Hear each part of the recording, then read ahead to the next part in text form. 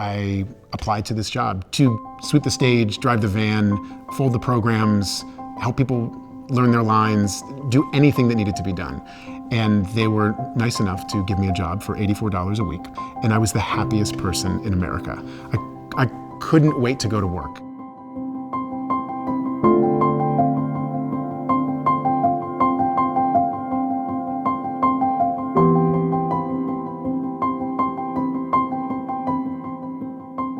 Every time I would walk into that theater, someone else was asking me to do something I didn't really know how to do, and I had to learn. And that became my MFA program.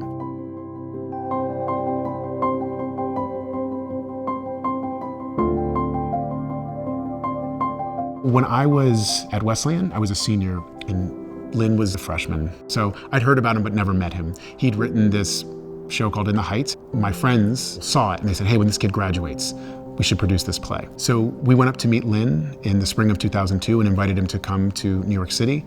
We had a basement theater with no windows below the drama bookshop. And he came and sat down in that basement, and we began a conversation that has never ended.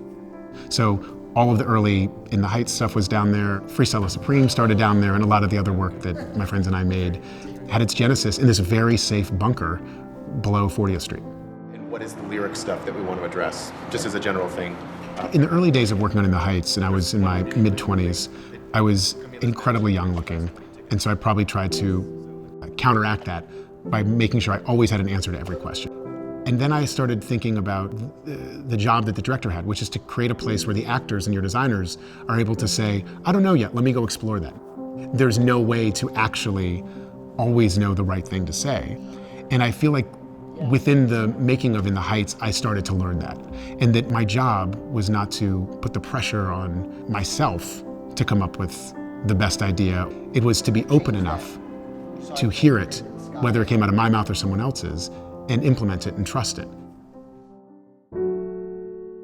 I think what struck me so much about my experience in high school with John Alco is that my dynamic with a teacher evolved because I would ask a question and he would ask a question back to me.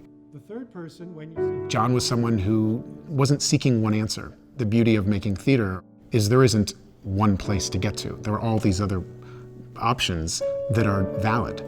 I was a kid who relied a lot on my natural instincts, and that got me pretty far.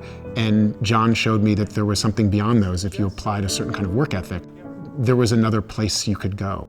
I've worked here for like 12 years. The creation of a new musical accesses every part of me.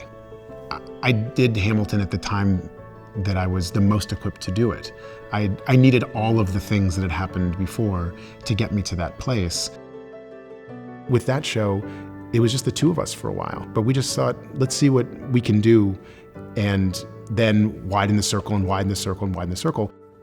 My job was to bring the best humans into the room. Who do you want to sit down next to in the morning and try to figure stuff out, late at night to try to figure stuff out? Who makes you want to be better? And that's what I was seeking, because Lin gave us material that asked us to reach.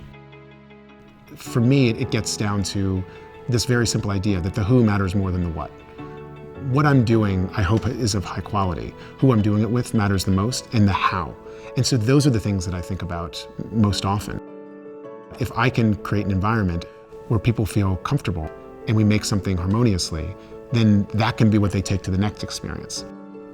Take what you've learned, take how you were treated, take the respect you were given, and bring it to the next one. Because, you know, I was driving vans and sweeping stages for a long time. And then eventually I got to a place where I was picking the people in the room. And I feel like my job as a director is to empower those that are there daily to know that they're capable and they're ready for the moment.